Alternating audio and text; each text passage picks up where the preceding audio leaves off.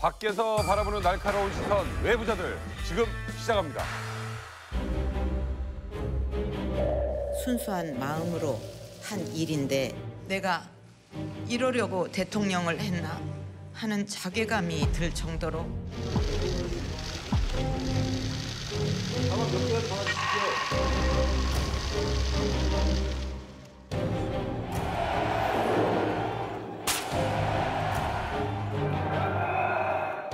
대통령 박근혜 탄핵 소추안은 가결되었음을 선포합니다.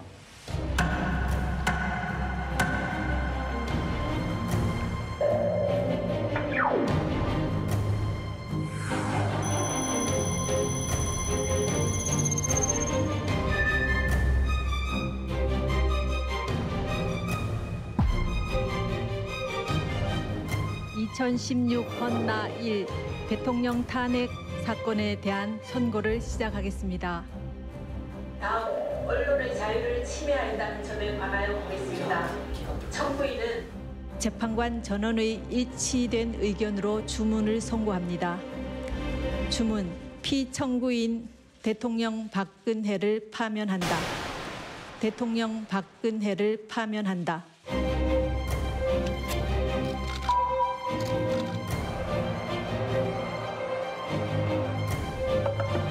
진실은 반드시 밝혀진다고 믿고 있습니다.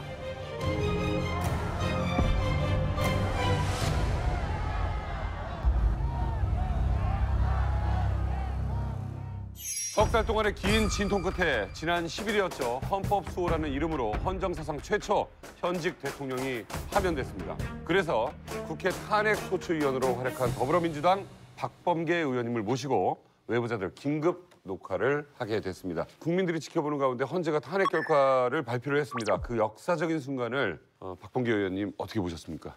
저는 헌재에 의한 탄핵이라기보다는 최순실에 의한 탄핵이다 이렇게 규정을 하고 싶습니다. 헌재가 여러 탄핵 사유로 저희들이 국회가 소추 의결한 사유 중에 최순실의 국정 개입과 권한 남용 행위에 대통령이 그것을 허락하고 같이 간섭한 그 행위에 대해서 탄핵 사유로 삼았는데요. 놀라운 것은 중대한 법률 위반이다라고 판단하는 근거로 대통령이 반성하지 않고 심지어 증거인멸의 혐의도 있고 그래서 더 이상 방치했다가는 우리나라 헌법 질서가 수호될 수 없다는 그런 판단을 한 것으로 보여집니다. 네, 우리 전혁 작가님은 진 교수님과 함께 그 순간을 함께 하셨더라고요. 네. 뭐 저는 이제 개인적으로도 제가 잘 아는 분이었고 그래서 착잡하고 정말 많은 생각이 나고요. 국가를 위해서 국민의 이익을 위해서 대통령을 파면하는 것이 옳다. 이렇게 매우 이제 솔직하고 직선적인 판결문이 나오리라고는 저도 생각은 못했어요. 근데 그걸 듣는 순간 헌법이라는 것이 바로 우리의 생활과 그대로 직결돼 있구나.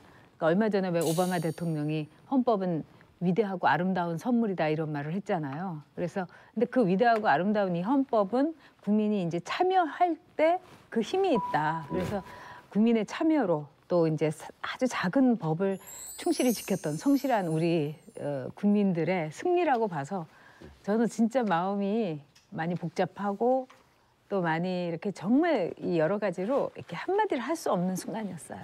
그 마지막에 저 피청구인 대통령 박근혜를 파면한다 그럴 때 이렇게 전율이 쫙 오더라고요. 그 말이 참 어떤 말은 그 말로써 어떤 상황이 벌어진 말들이 있잖아요. 예를 들어 가지고 두 사람 결혼식 할 때 두 사람이 이제 부부가 됐음을 선언합니다. 그 말로써 이제 부부가 되는 것 마찬가지로 그때 한 문장이라는 게 저런 힘을 가질 수 있는 문장이 있겠구나. 지금도 사실 감이 잘 안 잡혀. 이게 오늘도 오다가 꿈을 꾸는 거 아닌가? 이런 일이 왔어? 그런데 이제 이성적으로는 1600만 촛불 시민들의 결과다라고 했는데 저는 촛불 시민들이 그렇게 노력한 것도 노력한 거지만 정말 헌법재판소 재판관들에게 감사를 드리는 게 우리 국민들이 국가기관에 대해서 신뢰한 적이 잘 없잖아요. 근데 이번만큼 국가의 기관을 지키고 있는 분들이 이렇게 국민들 마음속에서 함께 소통하면서 함께 국민들의 마음을 헤아려주고 나라를 저렇게 걱정하는구나라고 하는 그걸 보면서 어마어마한 존경심이 생겨서 나중에 그분들에게 좀 짜장면이라도 좀 저는 사실 듣는 순간 좀 찹찹했습니다. 대한민국 헌정사에 부끄러운 오점을 남긴 것이죠. 현직 대통령이. 그러나 어찌됐든 우리나라의 헌법 질서는 기본적으로 민주주의와 법치주의 아니겠습니까? 그래서 대한민국의 헌법 질서의 그 작동이 원활하게 이루어진 결과가 아닌가 하는 생각 때문에 그건 굉장히 사실 기뻤습니다. 예. 광화문에서의 광장에서 민주주의와 그다음에 헌법재판소의 법치주의가 같이 합치돼서 만나서 이런 결과를 만들어냈다. 대한민국의 헌법 질서가 작동이 됐다. 이런 측면에서 참 바람직한. 그리고 특히 뭐 이런 과정에서 외국에서라면 위혈 사태가 벌어지고 정말 극단적인 상황이 벌어지는데 그런 사태가 전혀 없었어요. 그래서 정말 대통령이 잘못했으면 헌법적 원칙에 따라서 대통령을 파면시킬 수 있다. 그걸 보여준 겁니다. 그래서 앞으로도 좋은 교훈이 될 수도 있고 대한민국이 참 성숙된 나라라는 걸 보여줄 수 있는 그런 계획이 아니었나 싶어서 참 다행이에요. 이정미 대행이 선거문을 발표하는 20분 동안 정말 마음이 조마조마했습니다. 그러나가 4번, 그런데가 3번이나 나왔습니다. 이게 반전에 반전을 거듭했단 말이에요. 피고인에게 징역 몇 년을 선고한다 이게 주문이고 그 주문을 받침하는 유죄로 받침하는 이유가 있는데 판결문은 그렇게 구성이 돼요. 주문부터 먼저 읽으면 다 나가버리지. 예, 다 나가버리거나 소란이 일어날 수 있죠. 예. 대충 이제 이 선고문의 구성을 굉장히 중요한 사건인 경우에 선고문의 구성을 이렇게 합니다. 뭐뭐가 뭐뭐 안 되는 점 배척하는 사유를 쭉 하다가 마지막에 이번처럼 딱 인용 사유를 마지막에 넣어가지고 어떤 드라마틱한 이런 구성을 합니다. 왜냐하면 선고라는 것 그 자체도 일종의 선고의 미학이 있고 선고의 웅변이 있는 거거든요.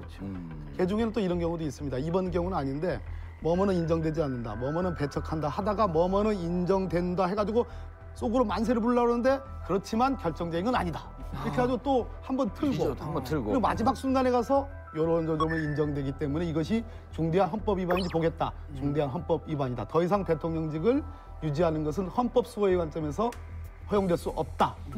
이번에 이렇게 선택을 한 거예요. 왜 그렇게? 아까 진짜 선고의 미학이라는 게 그러니까 이게 엎치락 뒤치락 해가지고 와 완전히 롤러코스터 타는 이게 듯한 이제 웬만한 그런 영화 느낌이었어요. 저리가라도 무슨 밀당도 아니고. 그런데 판사님이야 미화이지만 듣는 사람 얼마나 답답합니까? 가슴 저리고. 다른 거는 반대로 하는 경우도 있어요, 원래는.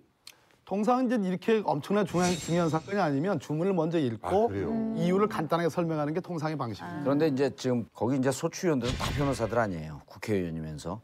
국회의원들이나 이 법조계 인사들은 알도 아니에요. 이렇게 쭉 가다가 그러나가 언제 나오는 것만 보면 된다. 언제 했냐면 예. 저는 진짜 이게 살 떨리더라고요.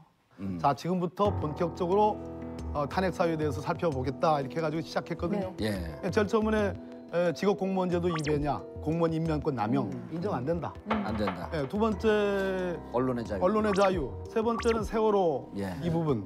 그것은 뭐 추상적 상대적 의무에 불과하고 심판의 대상, 사법 심사의 대상이 되지 않는다. 눈앞이 깜깜해지더라고요. 그런데 그 세 가지는 다 뭐뭐의 점 본다. 뭐뭐의 점 이유 안 된다. 그러더니만 갑자기 지금부터는 국정 개입 허용과 권한 남용에 대해서 보겠습니다. 지금부터는 하는데 이거는 완전 운율이 틀려진 거예요. 예. 지금부터는 피청구의 뭔가 이게 반전이 있구나. 거기서 촉이 왔습니다. 근데 막 그 대리인 쪽에 박근혜 전 대통령 대리인 쪽에 어떤 분들은 그 순간에 막 머리를 감싸기도 하고 그런 이제 모양새가 그랬어요? 나왔다고 그러는데 보셨을 때 어떠세요? 어떤 변화가? 이제 앞에 헌법재판관 8분이 앉아 있는 이제 그 법대가 있고요. 바라봐서 좌측에 국회 측 권성동 위원장을 포함한 소추위원단 그리고 변호사들.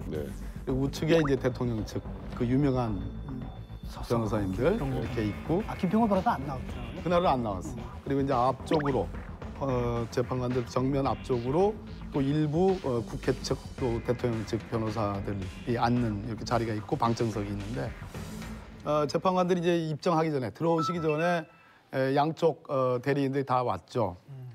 근데 제가 이제 우리 이동업 전 재판관 변호사님한테 제가 찾아갔어요. 지난번 때는 제가 가서 인사를 못 드렸는데 마지막이라고 생각해가지고 찾아가서 악수를 청하고 악수하니까 두 손으로 이렇게 꼭 잡아주시더라고요. 근데 그 뒤에 보니까 이동업 변호사님하고 손범규 변호사님하고 두 분이 굉장히 화기애애하고 막 웃음을 뭐 만면에 띄고 있는 거예요. 불안하셨겠네요. 아니 재판관에 들어오시기 전입니다. 그래서 제가 긴장되고 초조해가지고 권성동 위원장님하고 또 우리 저 대표 변호사가 황정근 변호사라고 계신데 그분하고 또 이용구 변호사님하고 이렇게 가가지고 이거 도대체 좀 이상한 거 아니야? 제가 그랬어요. 그랬더니 글쎄요. 그래서 우리끼리 다 이렇게 다 긴장을 하셨네. 긴장을 해가지고 갸우뚱 했어요. 그래서 제가 솔직한 얘기로 대통령 측 대리인들의 그 표정을 볼 수 있는 여유가 없었습니다. 이해합니다. 너무 네. 네. 가슴이 벌렁벌렁해가지고 네. 그냥 이정미 대행과 다른 재판관님들의 얼굴 표정 살피느라고 보질 못했어요. 근데 나중에 후일담을 들어보니까 맞은편에 앉았던 우리 저 변호사님 얘기 들어보니까 그 순간 얼굴 표정이 싹 바뀌었다고 그렇게 얘기를 들었어요. 제 주변에 이 법률을 좀 아는 친구들은 그 이정미 대행 아침에 출근할 때 롤 2개로 8대 0을 예상했다라고 했는데 아니 8대 0뿐만 아니라 동그라미 그러니까 인용 8대 0. 우리 사실 얼마나 긴장을 했으면 그럼 정신 없는 거죠. 이게 사실 근데 그것이 이런 상황 속에서 이정미 대행에 대해서 우리가 다 이해하니까 웃음거리가 안 되지. 맞아요. 일하는 여자들은요 운전하다가도 잠깐 쉬는 시간 마스카라 쉴 때 바르고. 뭐 이렇게 립스틱도 칠하고 그래요. 그래서 저도 그랬거든요. 일하니까. 근데 그게 일하는 부러운 여성들이에요. 마음이 좀 있어요. 전현님 일하는 여성뿐만 아니라 일하는 남성들도 차 안에서 립스틱 발라요. 누가요? 저희 얼 립밤 바르고 다 바르죠. 그 립밤은 사실은 탄핵 심판 선고문 어떻게 보셨습니까? 아니 참 명문이에요. 누구나 이해할 수 있어야 그 명문입니다. 자기만 알고 멋있게 쓴다는 명문이 아니에요. 그런데 저도 이제 법조 출입 기자를 해봤지만 왜 판사님들 그렇게 한 문장을 길게 쓰는지 어느 경우는 한 페이지 두 페이지까지를 그냥 끝나지 않고 하는 바 하지만은 했고 하면서 쓰는 경우가 많아요. 아침조에. 저 있지만은 굉장히 단문입니다. 제가 이제까지 판결문에서는 거의 볼 수 없을 정도로 단문이었고 평범한 국민들도 다 이해할 수 있어요. 네. 특히 저는 앞문장에서 굉장히 찡했습니다. 헌법은 대통령을 포함한 모든 국가기관의 존립 근거이고 아주 타당 이야기인데 우리가 이것을 그동안 생각을 못했던 건데 이번에 헌법의 가치에 대해서 다시 한번 생각해 볼 수 있는 저도 그랬습니다. 그리고 국민은 그러한 헌법을 만들어내는 힘의 원천입니다. 재판부는 이 점을 깊이 인식하면서 역사의 법정 앞에 서게 된 당사자의 심정으로 이 선고에 임하려 합니다. 난 이 문장이 정말 마음에 들었어요. 저도 헌법하면 약간 막연한 거인 줄 알았는데 우리 대통령, 국회 모든 게 헌법에 기초해서 우리가 근거를 인정받는 거 아닙니까? 근데 그걸 한문으로 딱 13문장을 정리했다는 것, 그다음에 국민이 바로 그 헌법을 만들어낸다는 것을 당연한 일이지만 이 서울에서 말해준 게 너무 사실 기뻤고 이렇게 시작할 수도 있구나. 그리고 아무튼 전체적으로 짧고 간결하지만 아주 명문장이었다 이런 생각이 듭니다. 그다음에 아까 말씀했지만 정말 리드미컬하게 애를 저에게 들을 수 있을 만큼 이제 극적인 요소가 굉장히 컸어요. 소위 이제 그 이정미 대행님께서 그날 낭독을 한 선고문이라는 게 있습니다. 별도로. 잠깐만 한번 보겠습니다. 이게 영어를 쓰거나 한자를 쓰지는 않네요. 그러니까 한글로 K 스포츠 이렇게 다 쓰네요. 판결문은 영어를 쓸 수가 없습니다. 무조건 한글로 다 표기돼요. 한글로 다 쓰게 되어 있습니다. 그러니까 주석으로 뭐 영어를 이렇게 붙일 수는 있는데 이 판결 원문 자체는 어떤 외국어를 쓸 수가 없습니다. 처음 알았죠. 그래서 이제 인상적인 게 저는 개인적으로 요약본이고 선고 그 결정문이기 때문에 좀 수려하게 이렇게 좀 쉽게 썼을 것이다. 그 원문은 좀 어렵겠죠. 그 원문을 보는데도 정말 한두 시간 이렇게 다 보게 되는데 다 이해가 갈 정도로 해서 이거를 7차 평의하고 그동안에 17자 심리하고 준비기일 하면서 연구관 이 재판관들이 얼마나 고생을 했는지 거기에 흔적이 나오더라고요. 왜냐면 우리가 재판을 받으면 내 재판을 받는데 유죄, 실형 이것만 보이지 나머지는 안 보여요, 내용이. 근데 이번에는 전체 89페이지를 봤는데도 그렇게 쉽게 이해가 되더라고요. 훌륭하단 말씀이죠? 훌륭하죠. 그러면 정말 그 또렷하고 힘이 있었어요. 특히 이제 선고문 요약본 같은 경우는. 근데 저는 이제 그 요약본을 보면서 아마도 우리가 그냥 아주 정신을 집중해서 봤기 때문에 더 쏙쏙 잘 들어왔을 수도 있겠지만은 그 전체적으로 볼 때 아주 단순하고 명료하고 또렷했다는 거. 그래서 이게 이 대국민용이라는 생각을 했어요. 네. 대국민용뿐만 아니라 전 세계에서 탄핵으로 국가 원수가 그 직을 잃는 경우는 극히 적은 경우에 해당합니다. 더군다나 이제 우리 역사는 처음이잖아요. 그래서 아마 이번 헌법재판소의 이 탄핵 심판의 이 결정문은 전 세계 헌법재판을 공부하고 연구하는 사람들의 아주 바이블로 중요한 어떤 교본으로 작용을 할 거기 때문에 굉장히 심혈을 기울여서 작성했을 것 같고, 어떻든 이 결정을 남기신 제가 오늘 8분의 재판관분들을 한번 다 호창을 좀 한번 하고 싶어요. 이정미 이제 헌법재판소 대행님, 강일원 주심 재판관님, 김희수 재판관님, 이진성 재판관님, 안창호 재판관님, 김창종 재판관님, 서기석 재판관님, 조영호 재판관님, 이 8분이 대한민국의 헌정질서, 헌법질서를 지키셨습니다. 네. 선거문에 5가지 이 쟁점 사항이 있었지 않습니까? 네. 첫째가 이제 인정이 안 된 공무원 임명권의 남용이다. 무엇이냐면 문체부에 2 국장이 있었잖아요. 노태강 국장과 전재수 과장. 또 유진용 장관도 면직이 됐죠. 그렇죠. 그리고 문체부 공무원들 6명이 다 이렇게 됐는데 그중에 3명. 예, 그중에 3명. 이 부분을 인정을 하지를 않았습니다. 근데 이거는 제가 보기에는 이 부분은 좀 승복하기가 조금 어렵다고 보여지는데, 왜냐하면 유진용 장관의 명백한 진술이 있거든요. 나쁜 사람입니다. 이런 표현했죠. 언론의 자유 부분, 뭐 세계일보 이 부분은 처음부터 아예 뭐 들어가지도 못했고요.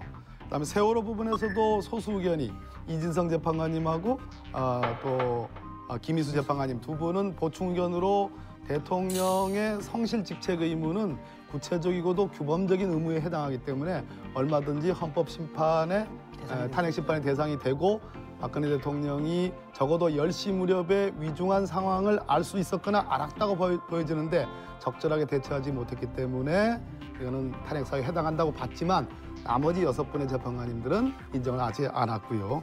마지막에 이제 인정을 한 최순실의 국정 개입 행위와 권한 남용 행위, 그런 여러 가지 사유가 있는데 가장 대표적인 것은 기밀이 누설돼 가지고 최순실이 국정에 실제로 개입을 했고 인사에도 개입을 했고 그 힘을 바탕으로 해서 K재단, 미르스포츠재단을 만들었고 기업들로부터 돈을 뜯었으며 또 플레이그라운드, 아까 말씀드린 JD 코퍼레이션 같은 사적인 이익을 추구했고 대통령이 거기에 직접적으로 관여하고 지원했다.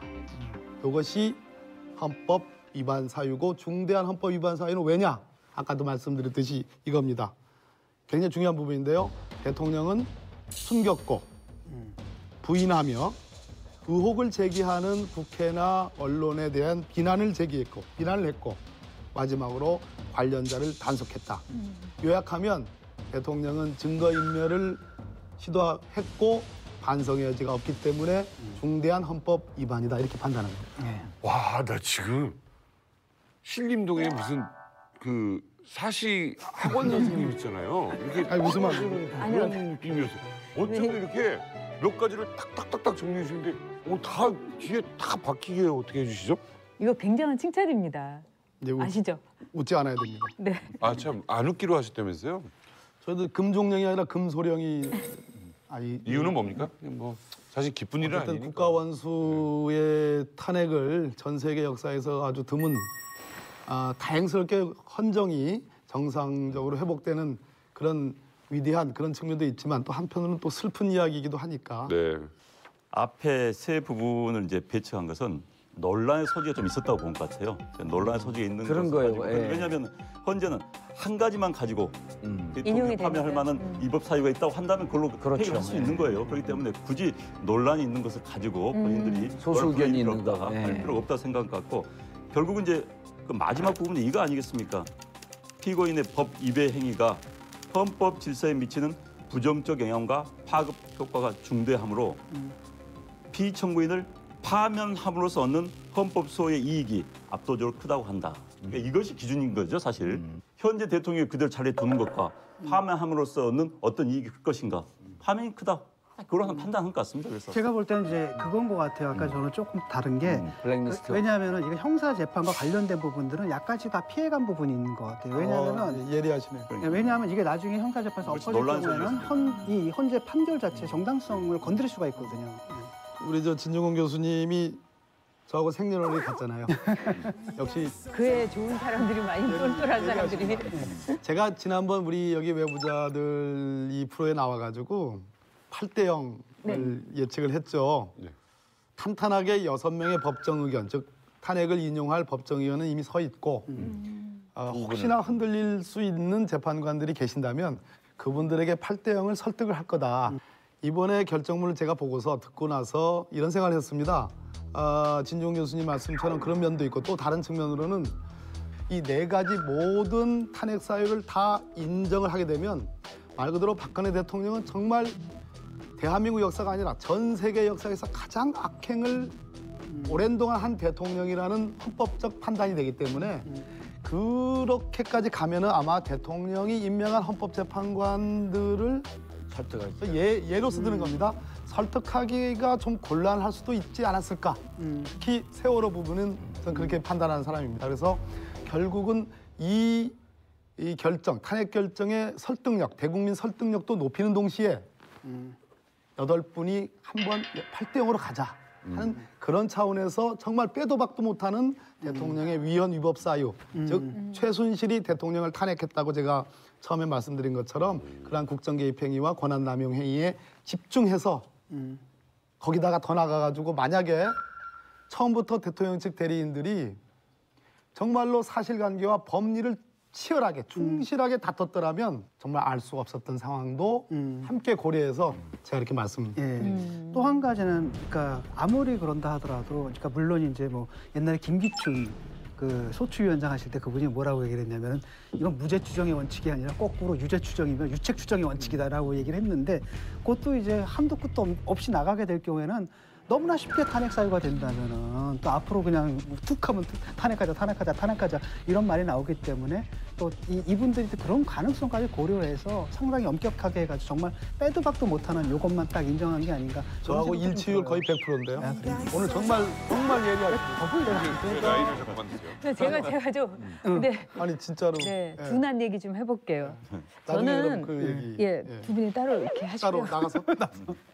세월호 부분이라든가 또는 이제 여러 이 문체부 직원에 대한의 인사 부분이라든가 이런 거 볼 때 우리가 이제 수도 이전에 대해서 이제 헌재에서 거기에 대해서 이제 안 된다 할 때 관습법에 준한다는 얘기가 있었어요. 지난번, 그래서 서울이 수도라는 그때 이제 물론 이론은 있었지만은 그렇다면 대통령의 성실성이라는 거는 뭐 구획할 수가 없고 뭐 이거는 하나의 말하자면 추상적인 의미다 이렇게 얘기를 했는데 사실은 대통령의 성실성의 의무를 9시에 관저에서 말하자면은 사무실로에서의 출근.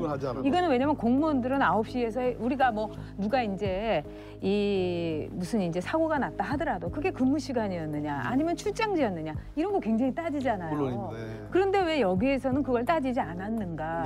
저는 그런 의문이 보충 의견엔 들어가 있죠.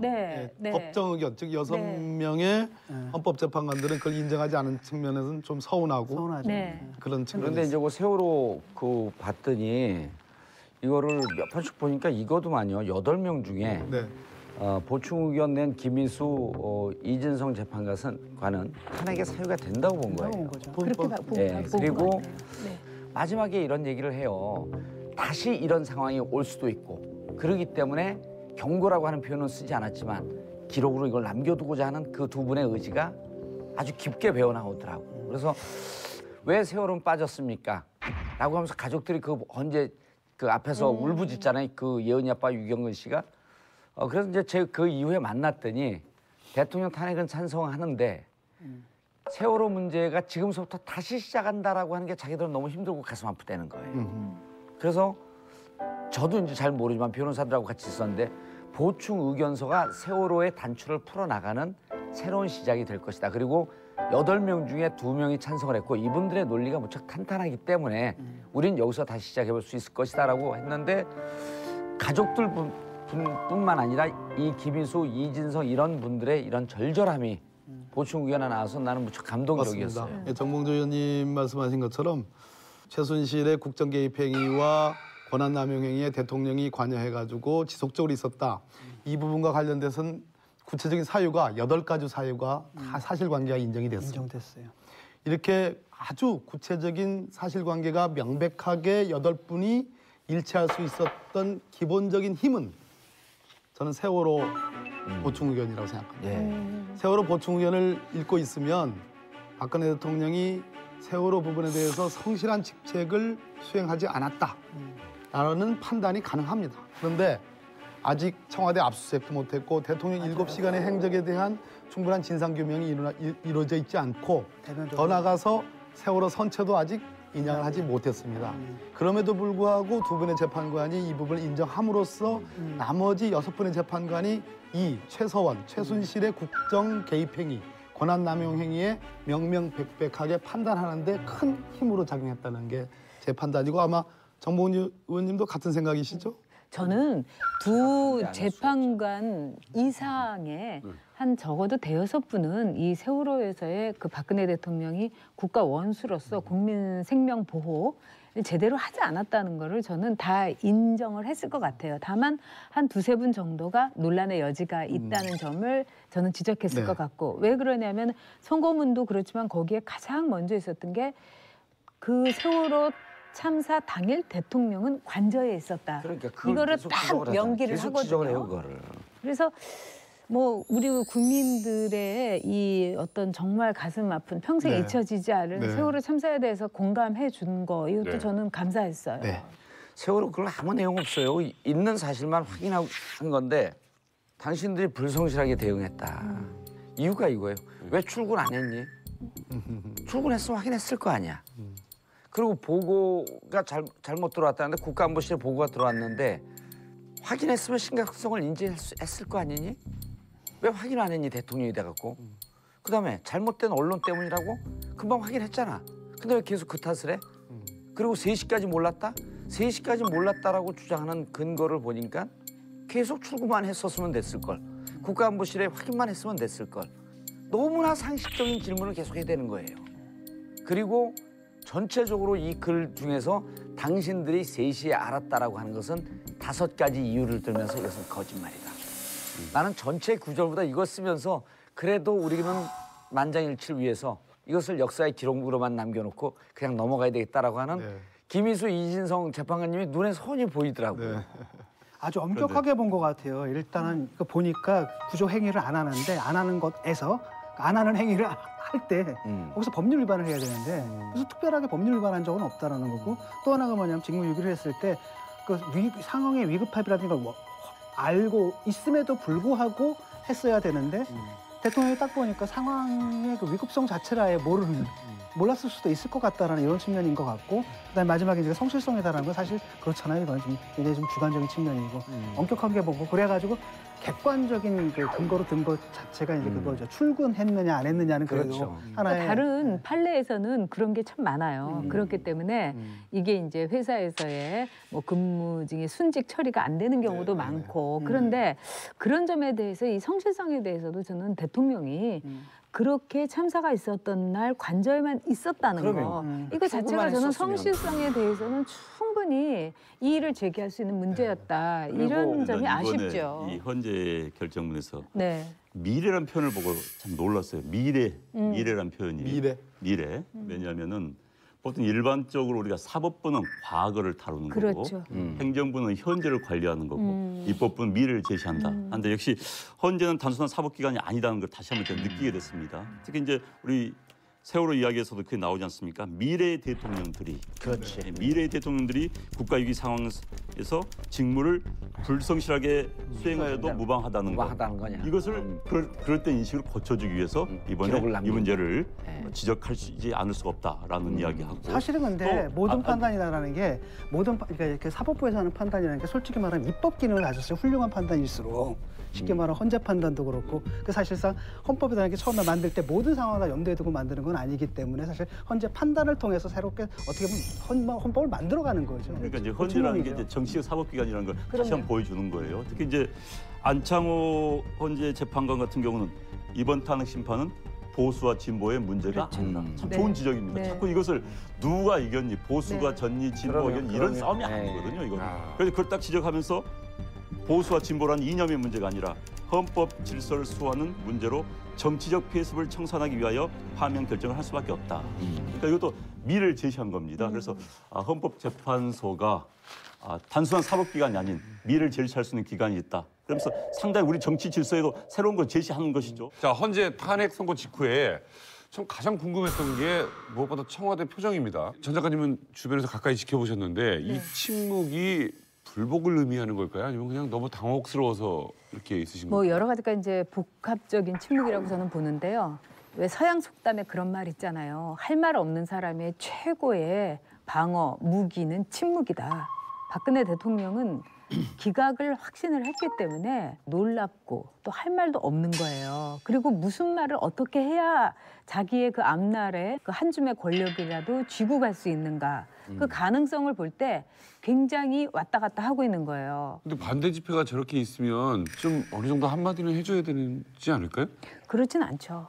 박근혜 대통령의 경우에는 자기가 필요할 때는 정말 합니다. 예를 들면은 그때 카터칼 테러로 그 위급한 상황에서도 대전은요 하고 선거 상황을 챙기잖아요. 정말 보통 사람이라면 인명처럼 중요한 게 어디 있습니까? 그럼 3분이나 돌아가셨다고요? 이렇게라도 한마디를 했다라든가 아무 말도 안 했다는 거 아닙니까? 여기에서 우리가 알 수 있는 거는 뭐냐면 박근혜 대통령은 자신의 침묵으로 통해서 자신의 영향력이 더 배가 되고 확산되리라는 정치적인 아주 본능이 뛰어난 정치인으로서의 확신이 있는 거예요. 이럴 때 아무 말 안 하는 게 최고다. 이렇게 보는 거죠. 박근혜 대통령이 지금도 이 현실을 받아들이지 못하고 있을 것 같아요. 지금 이 현실 자체를 왜냐하면은 기본적으로 본인은 기각됐거란 과도한 확신을 가지고 있었을 겁니다. 또 아래 변호인단이 그런 보고서 올렸을 겁니다. 걱정 마라. 이건 반드시 기각된다. 우리가 뭐 헌재 재판관 몇 명 정도 이미 확보했다라는 식의 보고도 올라갔을 가능성이 높고 참모들도 문제가 있는 겁니다. 그 가능성에 대해서 여러 가지 올라가 줬어야 되는 건데 그러지 않았다는 점도. 아니 근데 참모가 얘기 안 해도 또 하나 이 점이 있어요. 신문이나 텔레비전만 봐도 알 수 있는 거 아니에요? 아니, 참모들이 그런 보고서를 못 올리지 올리게. 못하는 분위기. 본인이 만든 거예요, 분위기 그게. 본인이 이제 소통이라는 부분이 바로 여기서 이제 제기가 되는 것이죠. 그래서 그런데 저는 어찌됐든 이 양반이 지금도 현실을 받아들이지 못하고 있어요. 저는 이분이 바로 보도가 나왔잖아요. 뉴스를 보고 몇 번씩 확인을 했다 그러잖아요. 진짜 뉴스를 그러냐고. 받아들일 수가 없으니까. 누가 눈을 부릅뜨고 얘기합니까? 그럼 나가라 그러는데. 그러니까 본인이 지금까지 정치 환경을 맞아온 그대로 자업자득입니다. 아무도 얘기를 못하게 만든 거예요. 근데 이제 저는 걱정이 되는 게 이분이 청와대에서 지금 불명예스럽게 강제로 쫓겨나 나온 게 첫 번째가 아니잖아요. 그런데 지금 32년 만에 내 집이라고 들어갔는데 쫓겨나는 상황이 또 온 거예요. 이건 뭐지? 제가 보기에는 아주 강한 정치적 그 동물적 이 본능도 있는 이면에 현실을 파악하지 못하는 이러한 멘붕 이 상태가 동시에 이 결합이 돼 있으니까 우리 같으면요 중간에 쫓겨나는 사람들이요 대법원 확정 판결 나고요 국회의원들은 국회 안 갑니다. 지물이요 보좌관들이 빼와요. 창피해서 안 갑니다 거기에.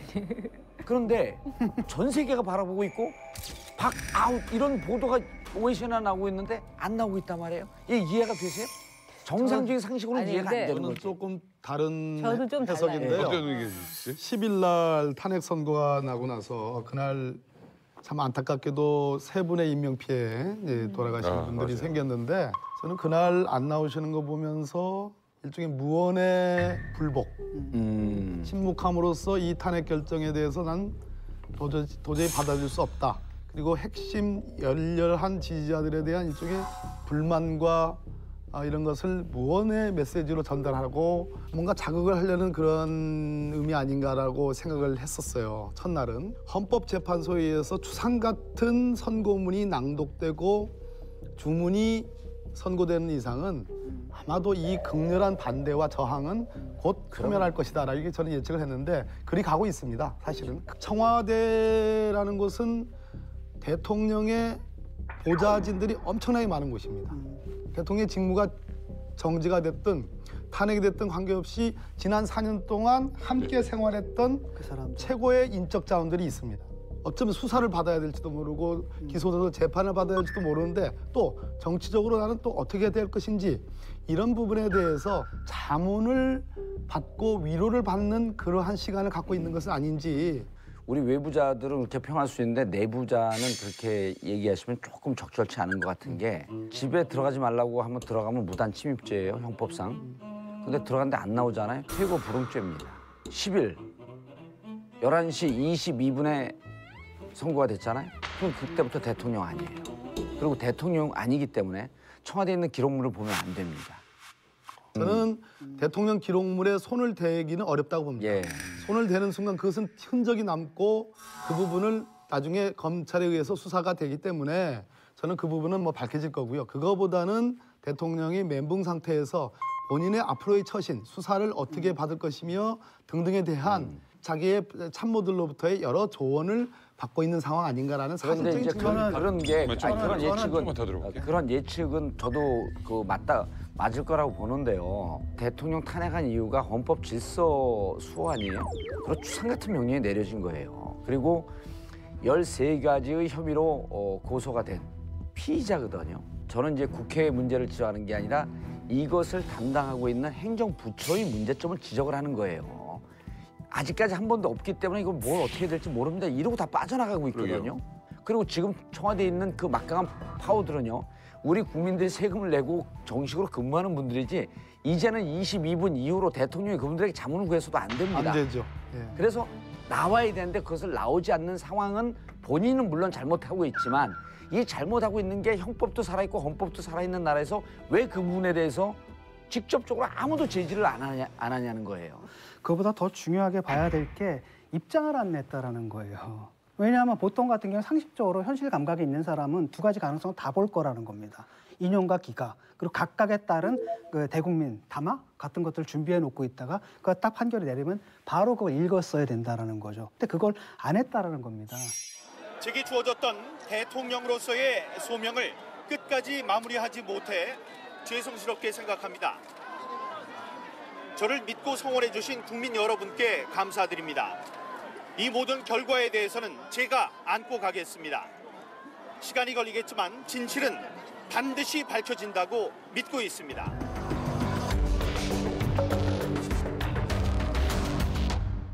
딱 자기 위주로 세계관. 자기가 듣기 싫은 말을 안 듣고 듣기 싫은 말만 들은 거죠. 그다음에 그 주변에 있는 사람들도 그런 사람만 두는 거죠. 태극기 집회가 2배라면서 이렇게 얘기를 한다는 건 4배까지 됐다는 현실 거 감각을 아니에요? 완전히 상실하고 자기 위주의 그 주관적 관념의 세계에 있는데 그러니까 기각될 거라고 또는 각하될 거라고 믿었던 거예요. 근데 안 된 거죠. 저는 그 문제는 대통령 이전에 박근혜하고 대통령 된 뒤에 박근혜하고 분리를 시켜서 봐야 된다고 봐요. 박근혜 전 대통령이 한나라당의 후보 시절에 이명박 그 후보한테 패했을 때 승리 연설과 그다음에 패배 승복 연설을 두 가지를 다 갖고 있었어요. 그랬어요 그게 그때는? 정상이지. 네. 그리고 그때 승복을 아주 깨끗하게 했죠. 우리나라 이 선거 사상.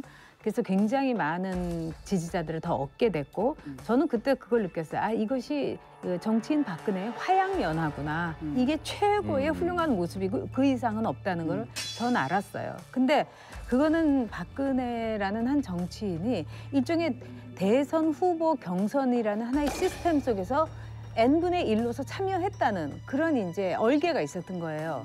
그런데 이제 대통령이 딱 된 순간 이제는 내 세상이다. 왕이 된 거야? 이제는 내가 제왕이 됐다. 그래서 제왕적 대통령제의 그 폐해를 있는 그대로 보여줬던 거예요. 그래서 이번에 이제 박근혜 그 전 대통령은 이런 상황 속에서 내가 생각한 거, 짐이 국가다. 이거하고 똑같은 거예요. 그리고 청와대 내 집인데 내가 왜 나가? 이해가 안 돼. 내 그런 집인데 생각- 내가 왜 나가? 그렇죠. 그 생각을 갖고 있는 거예요. 그리고 이건 집문서도 내가 갖고 있고 우리 아버지가 이 집도 샀는데 보좌진들도 어떻게 내 보면 나의 신하인데, 정복이라고 내 생각을 하죠. 신하들인데 내 신하들 좀 더 잠은 좀 얻고 나간다. 그럼요. 대한민국이 성숙된 민주주의 국가라는 걸 보여주기 위해서 본인의 역할이 있습니다. 사실 지금 최근에 탄핵이 가장 최근에 됐던 딴 나라는 브라질 호세프 대통령이에요. 그렇죠, 그런데 예. 그 양반이 승복을까지 제대로 안 해요. 안 하다 보니까 브라질 사이가 찢어집니다. 그렇지. 해외에 있는 브라질 교포 사이가 찢어져요. 그걸 놓고 맞아, 맞아. 본인이 승복선을 안 하니까. 그런데 이제 우리 많이 아는 이야기지만은 엘고 부통령 얼마나 멋있었습니까? 266대 271로 5표 차이로 졌어요. 근데 플로리다에서 표가 이상한 표가 나오기 시작한 겁니다. 플로리다는 이렇게 펀치를 찍는 거예요. 펀치를 찍는데 펀치가 노후가 돼가지고 어떤 것은 찍을수록 구멍이 안 뚫린 거라. 그럼 이 구멍이 제대로 안 뚫린 것을 무효표로 해야 되는가 유효표로 해야 될 것인가를 놓고 이제 논란이 벌어진 거예요. 그런데 그 당시 연방 대법원은 부시 쪽 보수주의자들이 가득 찬 상태였습니다. 그러니까 누가 보더라도 공화당 부시 대통령 손을 들을 수밖에 없는 상황이었어요. 게다가 또 플로리다는 부시 대통령의 동생이 주지사였습니다. 주지사였었죠. 모든 면에서 자기 불리한 상황이었어요. 나는 연방 대법원의 결정을 동의할 수는 없지만 받아들이겠다. 그다음에 이제 말이 이건 미국의 민주주의를 위해서. 나는 박근혜 대통령이 좀 그렇게. 이미 결정이 됐기 때문에 좀 멋지게 참 뒷모습 참 아름다워야 되는 겁니다. 자, 외부자들이 보시기에 박 전 대통령이 승복 메시지를 낼까요, 안 낼까요? 주문과 이유가 다를 거라고 생각합니다. 이유는 불복이고 주문은 승복. 결국은 승복이라는 주문을 쓰겠지만 이유 중에는 헌법재판, 이번 탄핵 심판에 대한 강한 불만을 표출할 가능성이 높다. 왜 그런가 하니 그렇게 함으로써 본인에게 있을 수사와 재판에 대한 그렇죠. 일종의 대비. 그러니까 이 내용을 승복한다면 재판 가서 불리하거든요, 네. 사실. 그렇기 때문에 어찌됐든 그러나 승복을 한다. 진중권 교수님. 저도 결국 승복 안 할 수가 없을 것이다. 저는 승복 안 한다. 저도 승복 안 한다. 시간이 걸리겠지만 진실은 반드시 밝혀진다고 믿고 있습니다.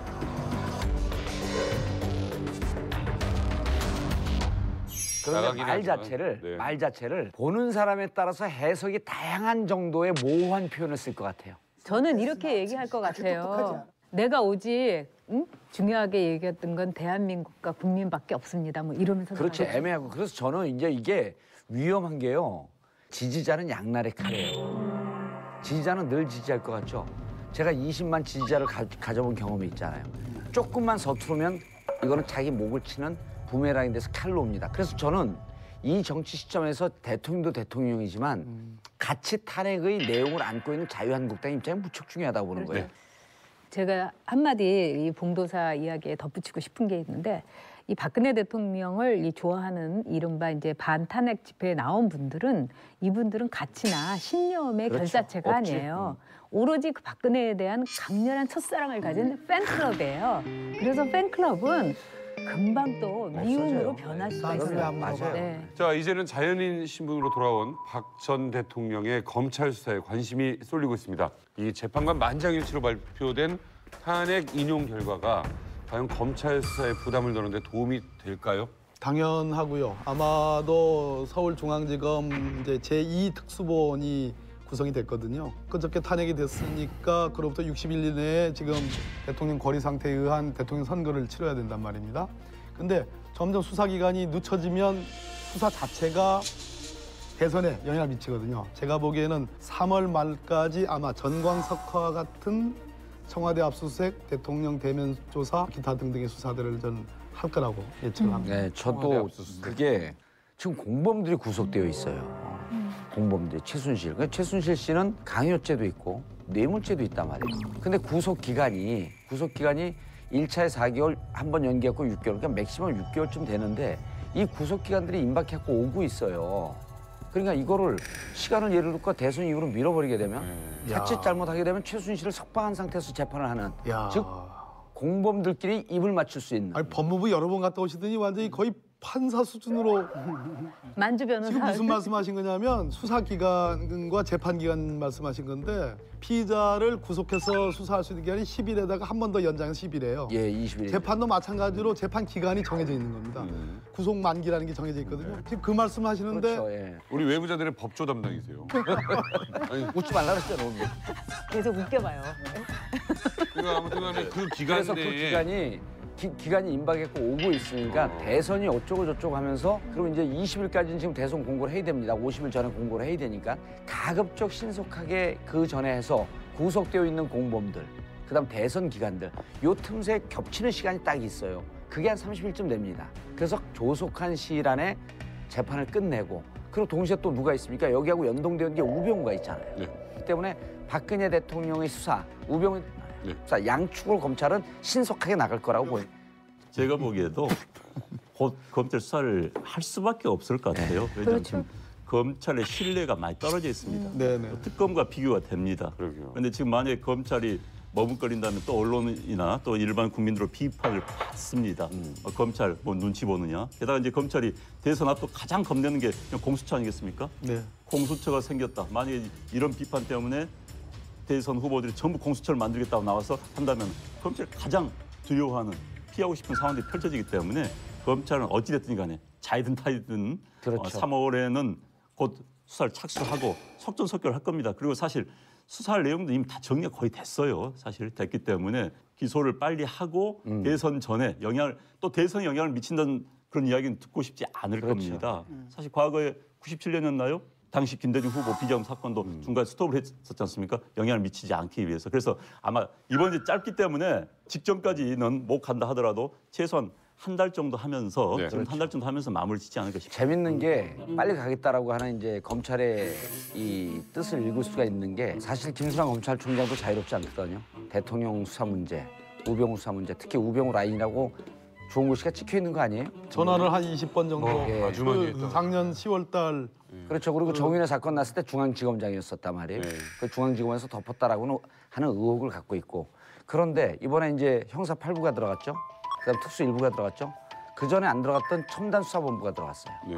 여기에 부장으로 들어간 이분이 우병우하고는 전혀 관계없다는 거 아니에요. 그래서 검찰 내에 중립적인 어느 쪽으로도 영향을 받지 않고 있는 첨단수사본부가 들어가면서 이것은 신속하게 가겠구나 하는 시그널이 나온 거로 보면 되는 거예요. 근데 신속하게 가려면 사실 구속 수사를 해야 되는데 네. 지금 상황에서 아마 정치적으로 구속이냐 불구속이냐를 놓고 굉장히 논란이 많아질 수 있을 것 같아요. 자, 그러면 이 얘기를 한번 꺼내보겠습니다. 자, 박 전 대통령이 파면되면서 불소추 특권을 잃게 됐습니다. 자, 이게 과연 뭐 구속이 된다 안 된다부터 시작해서 검찰 수사 어떻게 진행되느냐 의견들이 많습니다. 저건 진짜 구속이냐 불구속이냐는 일단은 법 앞에 만인은 평등해야 되기 때문에 유사한 범죄를 저지른 사람이 구속이 됐으면 구속을 시켜야 되는 게 맞죠. 예. 그러나 또 하나는 대한민국의 전직 대통령이 수위를 잃고 왔다 갔다 하는 모습이 또 해외에 비친다거나 했을 경우에 국가적 품격의 추락. 저도 이 부분에 대해서는 상당히 고려가 있어야 될 수밖에 없는 거고 그 당시에 또 국민의 여론이 전 굉장히 중요하다고 봅니다. 이 문제는 사실 법적인 문제이기도 하지만은 이번 자체가 또 정치적인 문제일 수도 있습니다. 저는 이 부분에 대해서 검찰이 지혜를 묘수를 쓸 것 같아요. 청와대 압수수색을 먼저 할 것 같습니다. 그래서 전체적인 분위기를 좀 깔아놓으면서 불가피하다 하는 쪽으로 검찰이 묘수를 쓰지 않겠냐. 두 분 말씀 다 옳으신 말씀인데요. 검찰 입장에서는 원칙대로 구속 수사를 저는 하고 싶어 할 거라고 생각합니다. 가장 첫 번째 이유는 특검과 검찰 특수본 그리고 탄핵 세 박자가 일종의 삼둥이 같은 거거든요. 작년 10월부터 불거진 이 농단의 흔적들이 언론에 의해서 대대적으로 드러났고 그러면서 검찰이 떠밀려서 수사를 했지만 열심히 나중에 해서 특수본에서 성과를 냈고 그러나 부족했죠. 그래서 특검이 만들어지고 탄핵이 소추되고 결국은 탄핵까지 왔는데 이 특검의 수사기간 연장의 요구들이 받아들이지 않음으로써 그 나머지 수사 부분, 대통령에 대한 대면 조사, 청와대 압수수색, 나머지 재벌 기업들에 대한 수사, 우병우에 대한 재수사 이런 굵직굵직한 것들이 지금 검찰로 넘어왔어요. 근데 검찰이 여기서 원칙을 버리고 갈짓자 행보를 하게 되면 검찰로서는 치명적인 국민적 비판에 당도합니다. 국민 여론이 아직도 70% 이상이 박근혜 대통령, 전 대통령에 대한 구속 수사를 지금 원하고 있습니다. 나오더라고요. 청와대 압수수색이 먼저 갈 겁니다. 그래야지 증거 자료를 확보하고 신병철이 문제가 나오는데 청와대 압수수색에서 생각지도 못한 자료들이 전 나올 가능성이 높죠. 그 자료가 나오는 순간 여론은 더 한 번 더 비등합니다. 그러면 결국은 박근혜 전 대통령에 대한 구속 수사를 피할 수 없는 거 아니냐는 조심스러운 그런 예상을 해봅니다. 원칙을 봐야 된다고 생각을 해요. 그래서 우리가 무슨 정치적 고려 이런 거 할 필요가 없거든요. 물론 대통령 예우, 특권 있죠. 근데 문제는 뭐냐면 지금 이분이 대통령의 특권을 이용해서 했던 게 압수수색 거부하고 말이죠. 대면 조사 다 거부하고 또 그게 자기 탄핵 말 사유가 다 됐고. 뒤집고 이랬던 분이란 말이죠. 이런 분한테 또다시 우리가 무슨 특권, 전직 대통령으로서 어떤 특권을 부여한다는 건 있을 수 없는 일인 것 같아요. 그리고 정치권에서 자꾸 그 생각하는 거잖아요. 선거 때 과연 그런 모습을 보여준 게 유리할까 불리할까. 이건 나 이런 거 잘못했다고 보거든요. 바로 이게 나라를 망치는 거라고 봐요. 모든 사람 평등하잖아요. 그리고 법이 원칙이 있잖아요. 그럼 원칙대로 해야 된다는 거죠. 그러니까 선거에서 유리, 불리 따져서 발언하는 건 그런 사람 우리 찍어주면 안 됩니다. 사실 이 문제가 정치적으로 이용해서는 안 되는 거고 또 하나는 대선 전국이다 보니까 정치적으로 이용하고 싶은 그런 유혹을 많이 느낄 겁니다. 어느 정치인가 어느 후보든 간에 맞습니다. 원칙대로 검찰이 구속영장을 신청하면 법원에서 구속 요건이 구속 사유가 되면 하는 거고 안 하면 되는 건데 그러나 단 대통령에 관한 이제 이게 있다는 생각이 들어요. 우리가 구속을 시키고 안 시키고도 결국은 공동체를 위한 겁니다. 모든 법적인 공동체를 위한 것인데 박근혜 대통령을 구속을 했을 경우에 우리 공동체를 위한 실익과 불구속 상태에서 재판을 받게 하는 것의 실익을 한번 따져볼 필요는 있다고 봅니다. 단 전제는 공동체를 위해서입니다. 제가 국회의원으로서가 아니고 법조인으로서 말씀을 드리면 박근혜 대통령 구속 수사의 문제와 관련해서 굉장히 아픈 대목은 이번 탄핵 결정문에 박근혜 대통령을 평을 하기를 헌법재판관들이 숨기고 부인하고 의혹을 제기하는 사람들을 비난하고 자기 가까운 사람들을 단속하고 이 네 가지를 그렇죠. 결정문에 넣습니다. 결론적으로는 증거인멸하고 반성하지 않는다는 거거든요. 이 대목이 굉장히 큽니다. 아프죠. 아마 굉장히 아픈 부분이고요. 만약에 박근혜 전 대통령께서 청와대를 나오면서 헌법재판소가 최소한으로 사실 인정한 명명백백한 그 사실관계를 난 다 인정한다. 다 인정하고 국민께 정말 이 부분에 대해서 사죄드린다. 그리고 헌법재판소의 결정을 수용한다라는 메시지를 분명하게 내면 그렇죠. 다른 해석의 여지 없이 분명히 내면 이 부분은 검찰이 구속영장을 청구하는데 굉장히 영향을 미칠 것이다. 그렇죠. 네.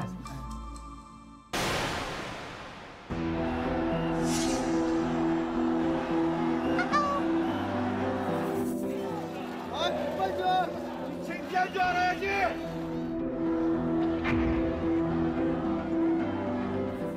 물론 이제 박근혜 대통령의 그 수사에 대해서 구속 수사를 하는 게 원칙이라고 생각하고 또 어떻게 보면 우리 사회도 전과 달리 굉장히 성숙한 시민의식 또 이 사안에 대해서 이성적으로 판단을 한다고 생각을 해요.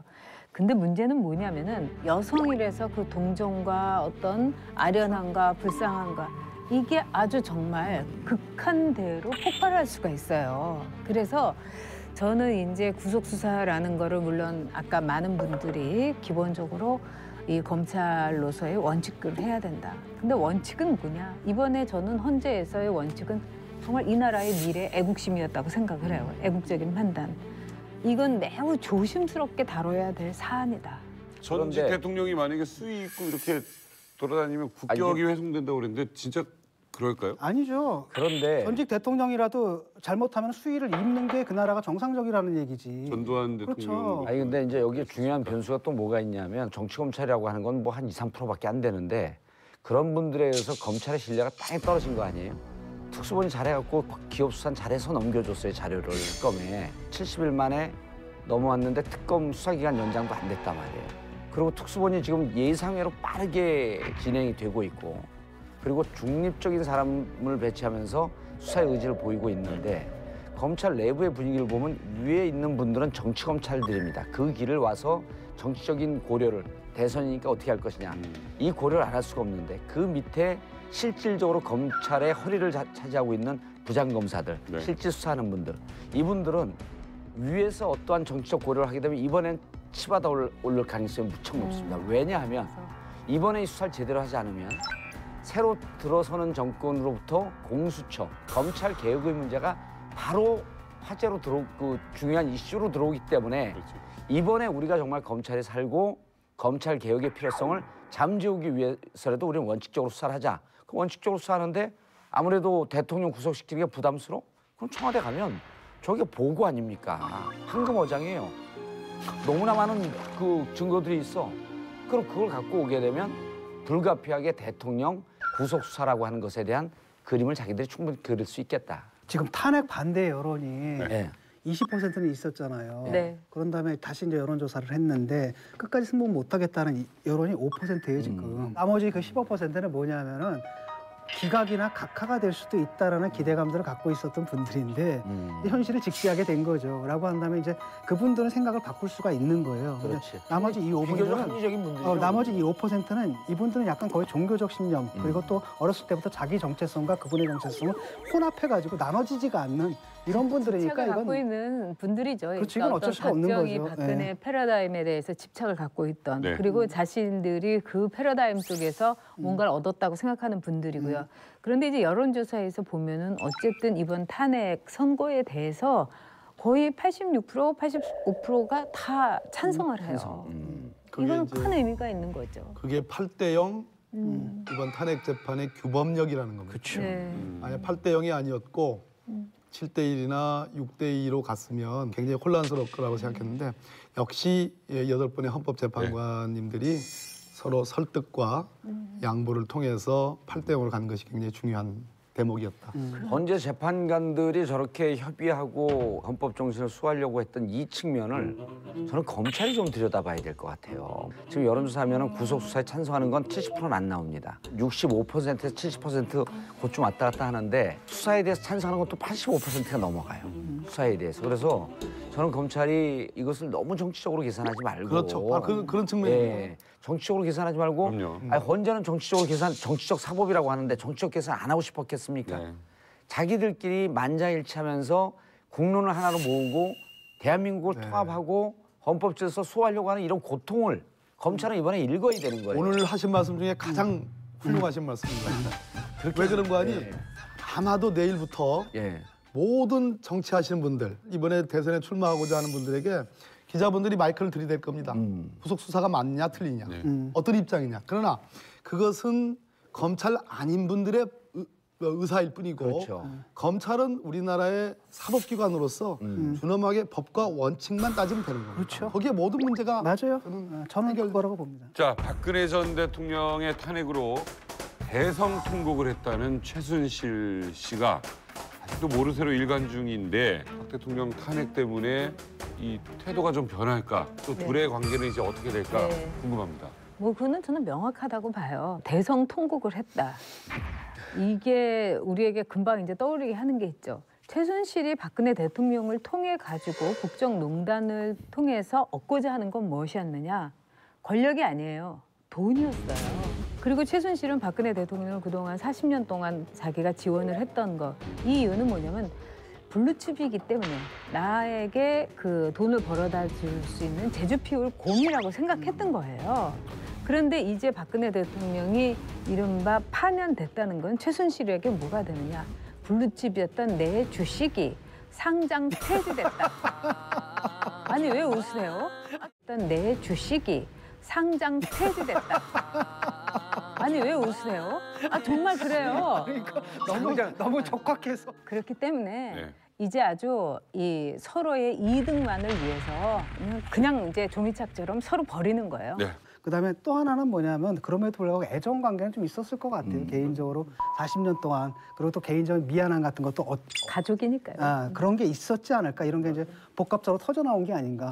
헌재가 인정한 탄핵 사유 8가지 사실관계가 있습니다. 다 최순실의 재판을 받는 범죄 혐의와 관련돼 있거든요. 헌재가 그 부분을 탄탄하게 인정을 했기 때문에 최순실이 지금 떠오르는 생각은 형량일 겁니다. 그 8가지 혐의와 관련해서 형량이 내가 10년이 될지 20년이 될지 이걸 세고 있을 겁니다. 그래서 대단히 지금부터는 이기적인 발상을 할 가능성이 좀 높다. 지금 헌재 그 전체 판결문을 보면 형사소송에는 영향을 주진 않지만 그 사실이 다 인정이 된 거 아니에요. 최순실의 국정농단 때문에 탄핵이 됐고 그럼 이 객관적 사실이 나와 있는데 아무리 형사재판에 영향을 안 받는다고 할지라도 17차례 심리를 하면서 나왔던 근거들이거든요. 이게 어떻게 영향을 안 줍니까? 그러니까 최순실 입장에선 이제 살아서는 교도소 못 나가는구나. 또 6개월 살았잖아요. 일단 살면 여기가 지겨운 거야. 하루라도 빨리 나가고 싶어 하거든. 개인이 이기적으로 이렇게 된다라고 하는데 나는 좀 반성이 되는 게 저건 법무부 있을 때 내 얘긴데 저거는 4년 지났는데 벌써 내가 잊었어. 내가 좀 반성을 하면서 살아야 되겠구나. 다시는 들어가지 않을 생각을 하셔야지 세상에 그런 말씀이 어디 있어. 빨리 안 잊어야지. 그렇죠. 드디어 웃게 만드는. 나 참 동봉주 선배 나 판사님이 이런 생각을 하시잖아요. 못 말려 하여튼. 판사님 죄송합니다. 다시는 안 가셔야죠. 네 알겠습니다. 법을 지키고 열심히 살겠습니다. 그런 마지막 공소는 뭐냐면요. 안에서 재소자들의 일거수일투족은 다 정보 보고가 됩니다. 그래요? 그럼요. 또 요시찰 인물 아니에요. 그렇죠. 독방에 있잖아요. 그럼 최순실이 시간 단위로 뭘 하고 있는지 어떤 행동을 하고 있는지 다 이게 보고가 돼갖고 검찰에도 올라가고 싹 올라갑니다. 왜 보고를 해주냐면 검찰 수사가 진행 중이잖아요. 재판이 진행 중이기 때문에 그 근거를 갖고 검찰이 어떻게 쓸 건가. 그러니까 순간적으로 최순실이 이런 상황에 대해서 뭔가 자기한테 유리하고 억울하다라고 하는 심경을 검찰에 전하고 싶었던 이런 메시지를 보이기 위해서 더 크게 울었을 수도 있어요. 그러니까 있는 거예요. 사실 그날 이정미 대행께서 주문을 읽을 그 순간에 제가 이 안경 너머로 눈물이 이렇게 쭈르 이렇게 나더라고요. 제가 재판을 받는 느낌이었습니다. 솔직한 얘기로. 어찌됐든 이제 전국이 정상화돼야 되겠습니다. 그동안 우리 국민들의 헌신과 노고에 대해서 진심으로 탄핵소추위원회 한 사람으로서 감사의 말씀을 드립니다.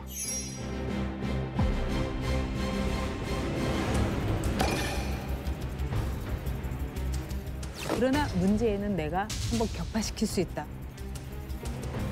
전투력이 있습니다. 대단한 선동가예요. 0%가 더 부끄러워하자. 기죽을 필요 없다. 어차피 진명사. 자, 이제 막 오른 대선 레이스에서 문재인 대세론과 함께 더불어민주당이 제일 앞서가고 있습니다. 자, 빨라진 대선 시기에 최대 변수가 있다면 뭐라고 생각하십니까? 일단 문재인 대세론이 꺾일 가능성은 저는 좀 낮다고 봅니다. 일단은요. 일단은 시간이 길지가 않습니다. 대선이 60일 선거이기 때문에 지금. 그럼에도 불구하고 이제 굳이 변수를 따진다고 한다면은 프레임이 좀 바뀔 수가 있다는 겁니다. 탄핵 전에는 박근혜 대통령의 실정, 또 뭐 여당의 실정 이걸로 이제 갈 수가 있었어요. 그러다 이제 탄핵 끝나기 때문에 심판은 끝난 거 아니냐라고 유권자가 생각했을 경우, 아 이제 그러면은 이제 통합을 해야 될 거 아니냐 대한민국이. 그렇다면 한편에서 극단적인 지지를 간 사람보다는 좀 더 통합적인 지도자가 더 필요하다는 그런 인물로 가기 시작할 때는 문재인 후보 현재까지 굉장히 강한 제스처와 강한 이미지를 가지고 있지 않습니까? 근데 심판에서 통합으로 좀 바뀌었을 경우 그랬을 때는 약간 흔들릴 수도 있다. 그러나 문재인 대세론을 꺾기는 굉장히 좀 어렵지 않겠느냐 이런 생각이 듭니다. 정치적인 상상력을 좀 발휘할 필요는 저는 있다. 네. 이렇게 봐요.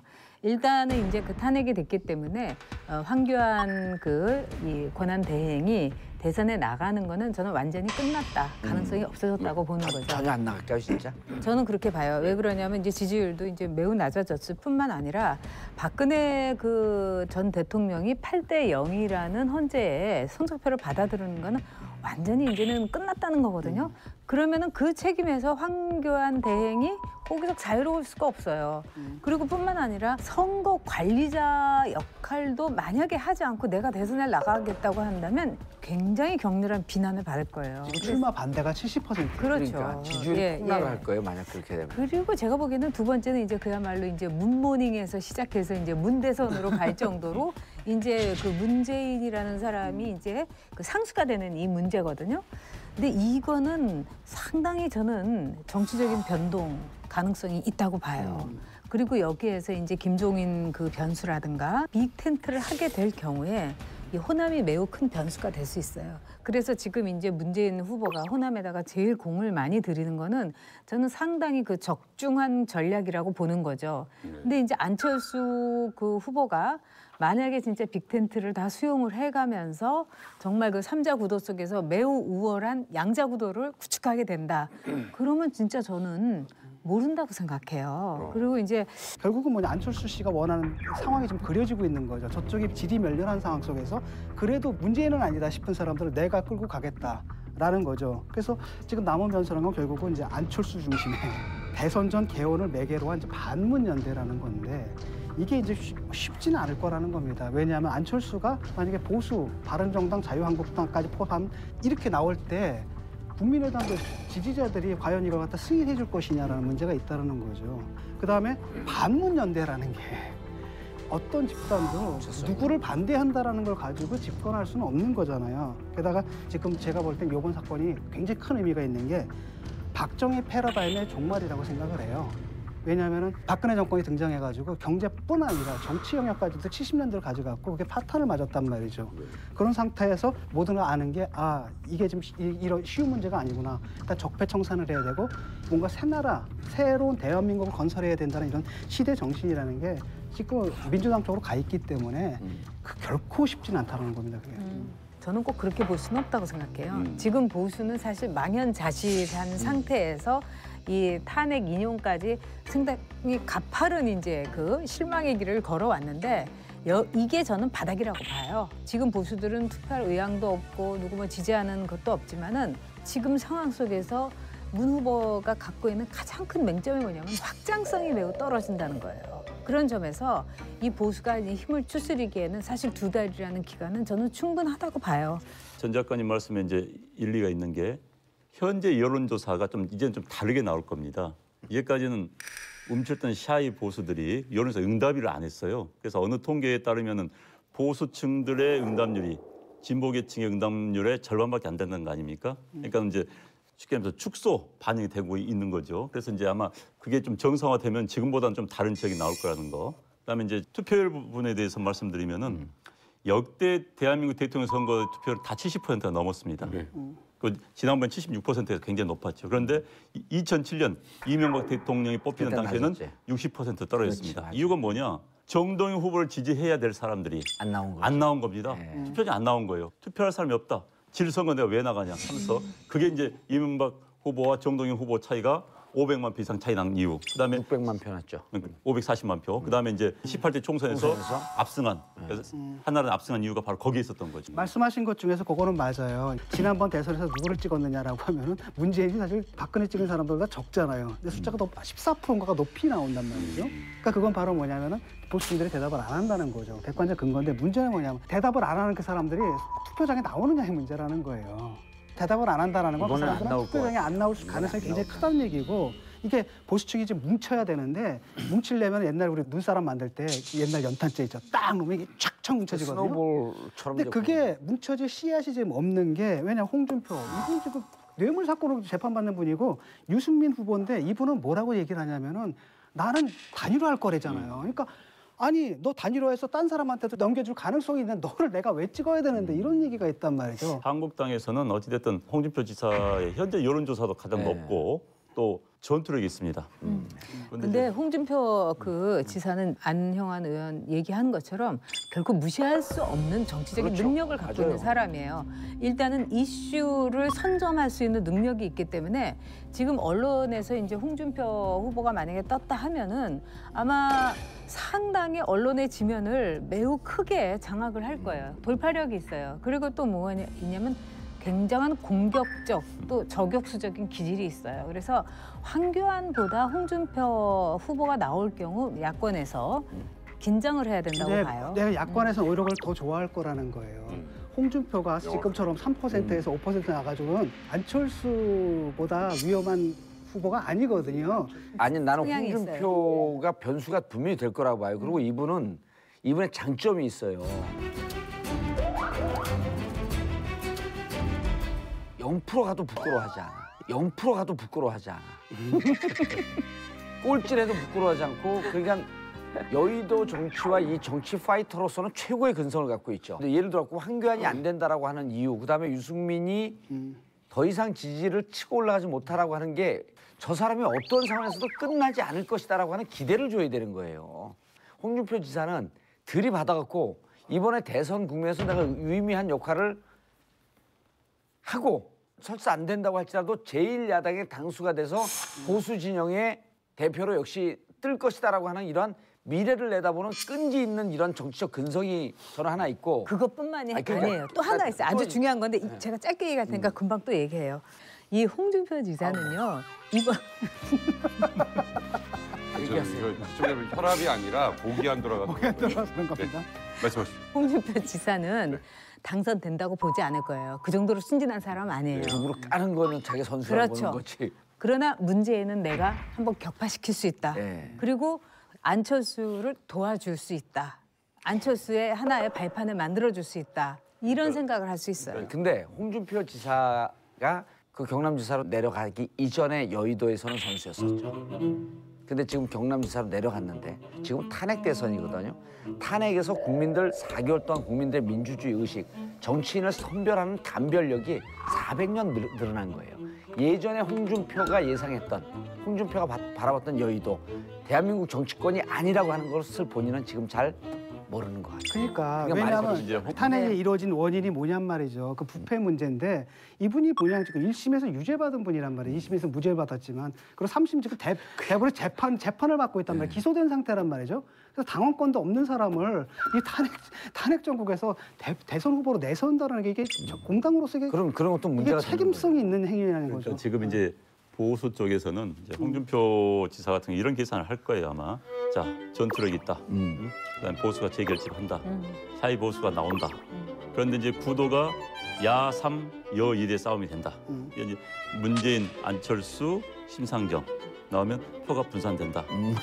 이제 이 계산을 할 겁니다. 그렇게 하면은 승산이 있다. 이렇게 하는데 이제 저는 이건 굉장히 좀 어려운 가능성이라고 보고 어찌됐든 문재인 대선을 꺾을 수 있는 것은 저는 안철수라고 봐요.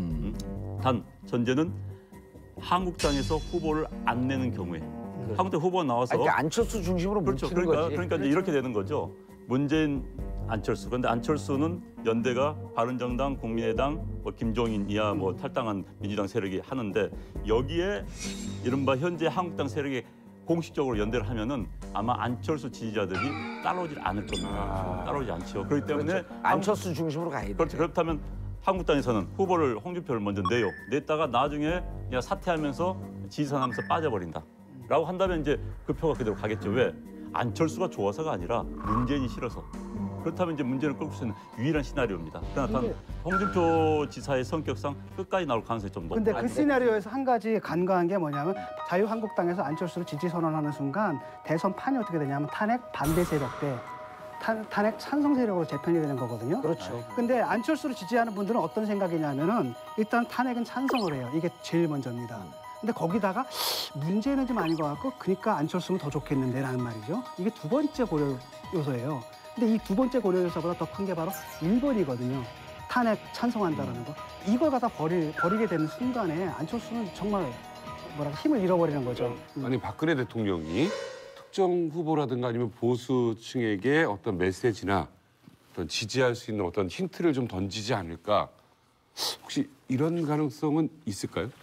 있겠죠. 왜냐하면 판을 조금은 헝클어뜨리거나 흐트러뜨리고 싶은 그런 의사는 분명히 있을 거예요. 그렇기 때문에 지금 승복 메시지를 안 던지지만 그 선거에 대해서는 일정한 메시지를 충분히 던질 수 있다고 저는 그런 생각해요. 메시지는 영향이 돼서 검찰 조사에도 앞으로 자신의 차후를 생각해야 되니까요. 자유한국당에서 지금 탄핵이 됐는데도 이분을 출당을 안 시키고 있어요. 좀 황당한 사태죠. 그다음에 한다는 얘기가 기소가 되면은 그때 이제 우리가 뭐 징계를 내리겠다라는. 당원당 규정이 기소되면 회의되니까. 네. 그런데 대다수의 의원들은 그걸 원하지 않는단 말이죠. 그 당을 이루고 있는 의원들의 3분의 2는 어차피 박근혜 그러면 요거 때문에 먹고 사는 거고 그다음 TK 지역 때문에 먹고 산다는 말이죠. 그러니까 설사 뭐 형식적으로 무슨 뭐 당원권 정지나 출당을 시킨다 하더라도 이 당이 존재 기반 자체가 TK이고 그 TK의 핵심이 바로 뭡니까? 박근혜거든, 상징적인 존재가. 그래서 그대로 이렇게 갈 거라는 거죠. 그래서 제가 볼 때는 박근혜 대통령 같은 경우, 전 대통령 같은 경우에는